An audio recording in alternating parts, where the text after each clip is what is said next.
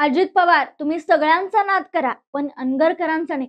असं कोण म्हणलं? तर राजन पाटलांचे थोरले चिरंजीव विक्रांत उर्फ बाळराजे पाटील. कारण काय? तर पाटलांच्या सुनबाई प्राजक्ता पाटील यांना अनगर नगरपंचायतीच्या पहिला नगराध्यक्ष होण्याचा मान मिळालाय.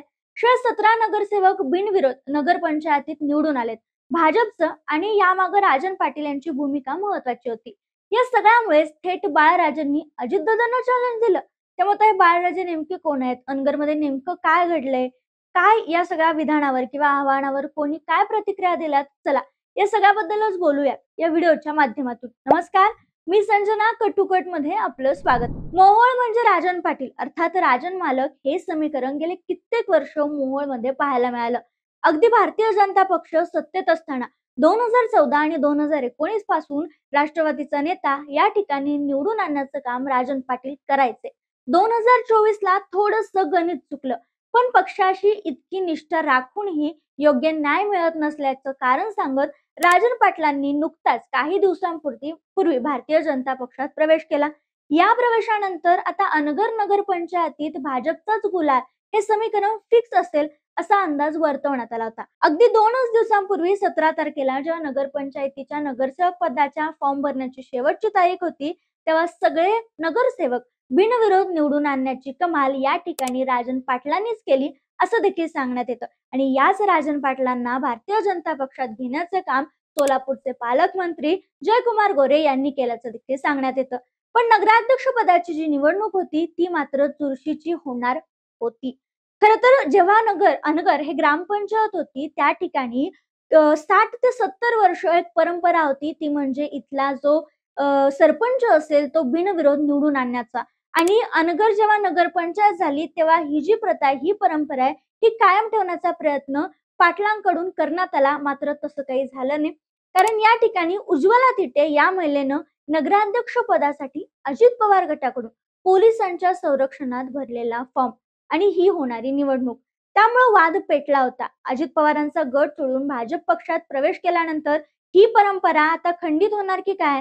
पाटलांची जी परंपरा आहे की निवडणूक बिनविरोध लढवण्याची, ती खंडित होणार की काय? अशी चर्चा सुरू झाली. पण आता तसंच काही होणार नाहीये, ही चिन्ह दिसायला लागली. कारण उज्ज्वला थिटे ज्यांनी अजित पवार गटाकडून फॉर्म भरला होता, त्यांचा उमेदवारी अर्जच नाबाद करण्यात आला. हे सगळं जे प्रकरण आहे ते 2 दिवसापूर्वी चर्चेत आलं होतं. या महिला कोण आहेत, त्यांनी काय आरोप केले, हा एक व्हिडिओ आम्ही केलाय. तुम्ही अजून पाहिला नसाल तर आमच्या चॅनलला जाऊन नक्की भेट द्या आणि तो व्हिडिओ नक्की पहा. झालं असं की राष्ट्रवादी काँग्रेसकडून उज्ज्वला थिटे यांना पोलीस बंदोबस्तात नगराध्यक्ष पदाचा त्यांनी अर्ज दाखल केला होता. अगदी पहाटे पहाटे त्यांना हा अर्ज दाखल करावा लागला होता. यामुळे अनगर नगरपंचायतीच्या निवडणुकीची राज्यभरात चर्चा झाली. पण हा जो अर्ज होता तोच वादाचा ठरला. कारण राष्ट्रवादी काँग्रेसच्या उज्ज्वला थिटे यांच्या अर्जावर सूचकाची सही नाहीये. थिटे यांचा मतदान यादीतील प्रभाग आणि अनुक्रमांक चुकीचा आहे. थिटे यांनी त्यांच्या वयाचा पुरावा अर्जासोबत जोडलेला नाहीये आणि सूचकाचा मतदान यादीतील अनुक्रमांक चुकीचा आहे. अशी 4 कारणं देत थिटे यांचा अर्जच बाद करण्यात आलाय.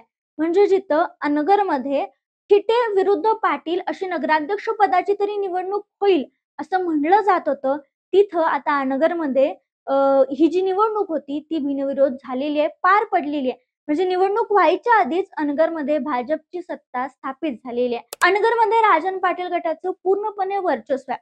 17 पैकी 17 भाजपचे बिनविरोध नगरसेवक निवडून आल्यानंतर आता त्यांच्या सूनबाई प्राजक्ता पाटील या नगराध्यक्षपदी विराजमान झाल्यात. त्यामुळे राज्यभरात अनगर नगरपंचायतीची चर्चा सुरू आहे. आणि अशात ही जी पहिली निवडणूक आहे जिथं राजन पाटील यांच्या सूनबाई निवडून आल्या, नगराध्यक्ष झाल्या आणि हा सगळा जो प्रकार घडला तो 18 नोव्हेंबरला रात्री घडला. त्यामुळं गावात एकच जल्लोष सुरू झाला.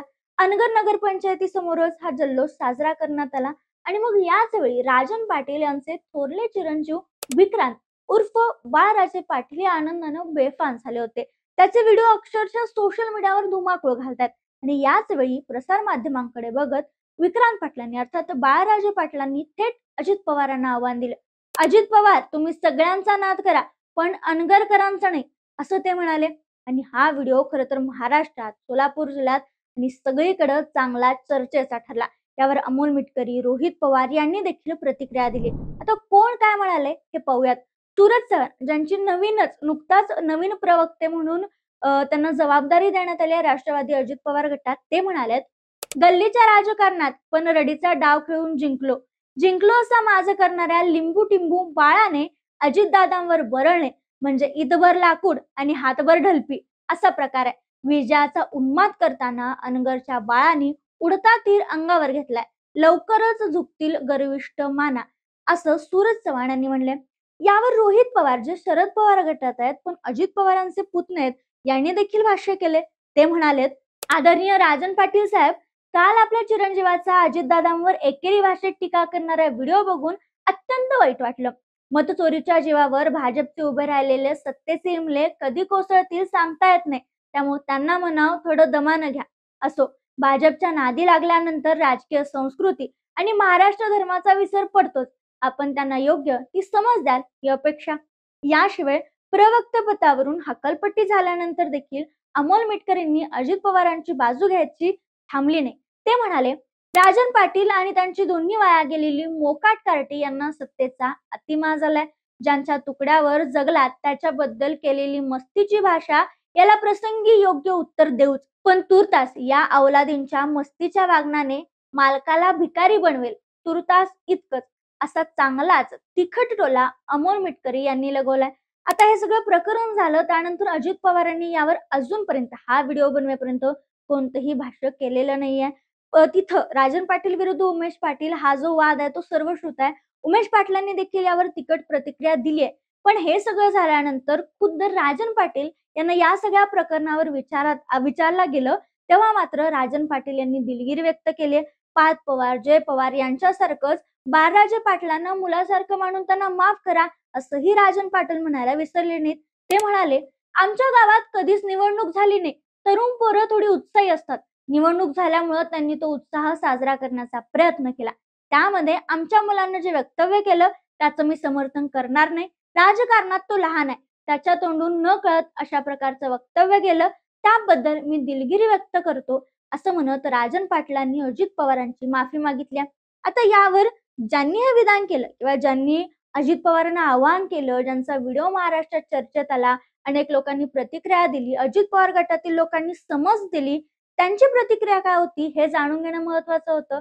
एका माध्यमाशी बोलताना बाळराजे पाटील म्हणाले, अजितदादांना चॅलेंज देण्याइतका मी मोठा कार्यकर्ता नाही. माझ्या वडिलांनी त्यांच्यासोबत काम केलं. मी सुद्धा कार्यकर्ता म्हणून त्यांच्यासोबत काम केले. शेवटी एक व्यक्ती म्हणून कुठेतरी सहनशीलतेला अंत असतो. उत्साहाच्या भरातून हे सगळं झालं. अजितदादांना बोलण्याची माझी कोणतीही भूमिका नव्हती. मात्र त्यातून तसं काही झालं असेल तर मी दिलगिरी व्यक्त करतो असं बाळराजे पाटील म्हणाले. आता ज्या बाळराजे पाटलांबद्दल आपण सगळं बोलतोय ते नेमके कोण आहेत, कधी कधी ते चर्चेत आलेत हे जाणून घेणं देखील महत्वाचं आहे. मोहोळमध्ये अनेक वर्ष अप्रत्यक्षरित्या सत्ता गाजवणारे राजन पाटील यांचे थोरले पुत्र विक्रांत उर्फ बाळराजे पाटील खरं तर स्थानिक राजकारण आणि सामाजिक कार्यातही तितकेच सक्रिय आहेत. त्यांनी समन्वय प्रतिष्ठान या सामाजिक सांस्कृतिक संस्थेची स्थापना केली. वेगवेगळे सांस्कृतिक उपक्रम या संस्थेद्वारे चालवले जातात. सहकार क्षेत्र, जिल्हा परिषद, पंचायत समिती अशा अनेक ठिकाणी त्यांनी प्रतिनिधित्व केलंय किंवा करतायत. तसेच लोकनेते कारखान्याचे ते चेअरमन आहेत. 2008 मध्ये त्यांच्यावर राष्ट्रवादी विद्यार्थी काँग्रेसच्या महाराष्ट्र अध्यक्षपदाची जबाबदारी सोपवण्यात आली होती. मोहोळमध्ये 2007 साली शिवसेनेचे तालुका प्रमुख पंडित देशमुख यांच्या हत्येनंतर या ठिकाणी मोठी दंगल उसळली होती. या हत्येच्या प्रकरणात त्यांना अटक देखील करण्यात आली होती. संतप्त जमावाकडून त्यावेळी मोठी जाळपोळ दगडफेकी झाली होती. पोलीस ठाण्यालाही आग लावण्याचा प्रयत्न झाला होता. त्यावेळी हे प्रकरण चांगलं चर्चेत आलं होतं आणि बाळराजे पाटील टीकेचे धनी ठरले होते. यानंतर 2014 मध्ये सोलापूर जिल्ह्यातील शिवसेना युवा सेनेचे उपप्रमुख महेश देशमुख यांच्यावर प्राणघातक हल्ला झाल्याच्या प्रकरणी विक्रांत उर्फ बाळराजे पाटील आणि अजिंक्य राणा पाटील यांच्यावर माढा पोलीस ठाण्यात गुन्हा देखील दाखल झाला होता.